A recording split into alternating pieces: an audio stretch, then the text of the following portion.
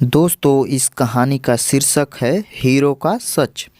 एक बार राजा कृष्णदेव राय दरबार में बैठे मंत्रियों के साथ विचार विमर्श कर रहे थे कि तभी एक व्यक्ति उनके सामने आकर कहने लगा, महाराज मेरे साथ न्याय करें, मेरे मालिक ने मुझे धोखा दिया है। इतना सुनते ही महाराज ने उससे पूछा, तुम कौन हो और तुम्हारे साथ क्या हुआ है? अन्नदाता मेरा नाम नामदेव है। कल मैं अपने मालिक के साथ किसी काम से एक गांव में जा रहा था। गर्मी की वजह से चलते चलते हम थक गए और पास में स्थित एक मंदिर की छाया में बैठ गए। तभी मेरी नज़र एक लाल रंग की थैली पर पड़ी, जो कि मंदिर के एक कोने में पड़ी हुई थी।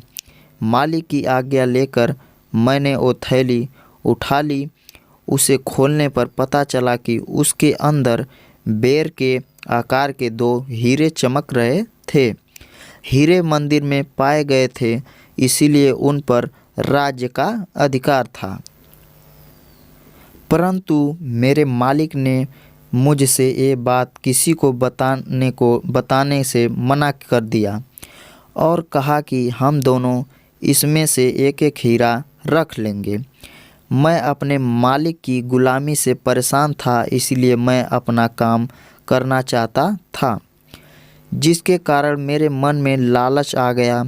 हवेली आते ही मालिक ने हीरे देने से साफ इनकार कर दिया।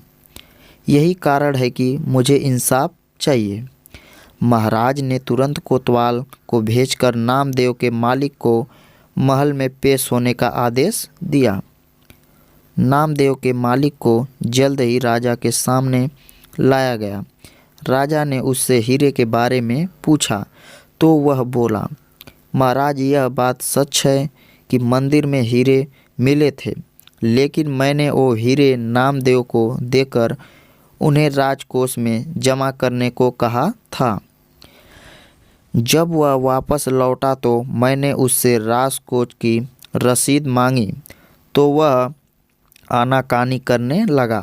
मैंने जब इसे धमकाया तो यह आपके पास आकर मनगढ़ंत कहानी सुनाने लगा। अच्छा तो यह बात है, महाराज ने कुछ सोचते हुए कहा, क्या तुम्हारे पास इस बात का कोई सबूत है कि तुम सच बोल रहे हो? अन्नदाता, अगर आपको मेरी बात पर यकीन नहीं है तो आप मेरे तीनों नौकरों से पूछ सकते हो।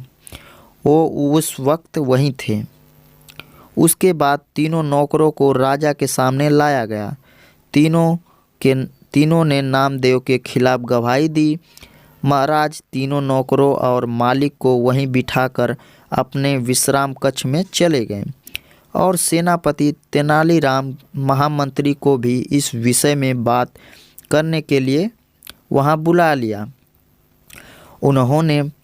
उनके पहुंचने पर महाराज ने महामंत्री से पूछा, आपको क्या लगता है, क्या नामदेव झूठ बोल रहा है? जी महाराज, नामदेव ही झूठा है। उनके मन में लालच आ गया होगा और उसने हीरे अपने पास ही रख लिए होंगे।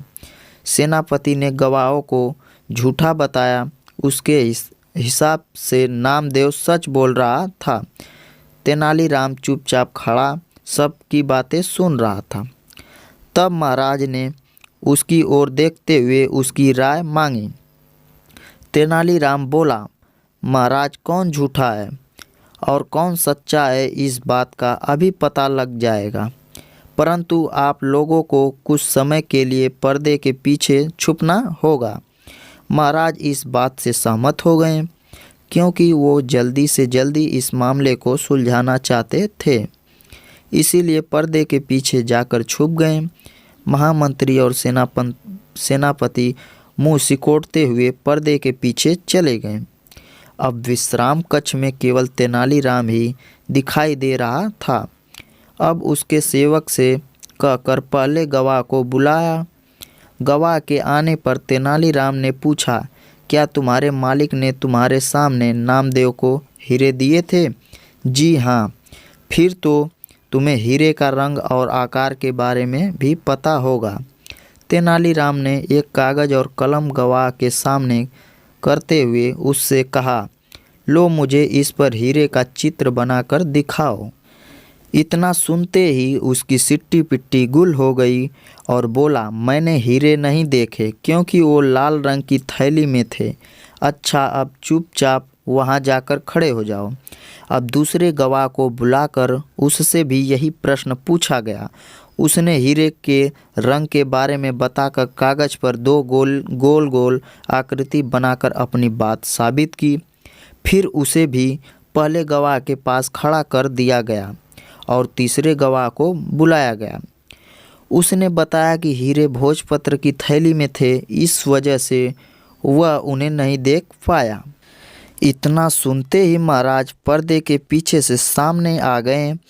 महाराज को देखते ही तीनों घबरा गए और समझ गए कि अब सच बोलने में ही उनकी भलाई है। तीनों महाराज के पैरों को पकड़कर माफ़ी मांगने लगे और बोले, हमें झूठ बोलने के लिए हमारे मालिक ने धमकाया था और नौकरी से निकालने की धमकी दी थी, इसीलिए हमें झूठ बोलना पड़ा। महाराज ने तुरंत मालिक के घर की तलाशी के आदेश दे दिए। तलाशी लेने पर दोनों हीरे बरामद कर लिए गए। सज़ा के तौर पर मालिक को 10,000 स्वर्ण मुद्राएं नामदेव को देनी पड़ी और 20,000 स्वर्ण मुद्राएं जुर्माने के तौर पर भरनी पड़ी, जबकि बरामद हुए दोनों हीरे राजकोष में जमा कर लिया गया। इस प्रकार से तेनालीराम की मदद से महाराज ने नामदेव के हक में फैसला सुनाया।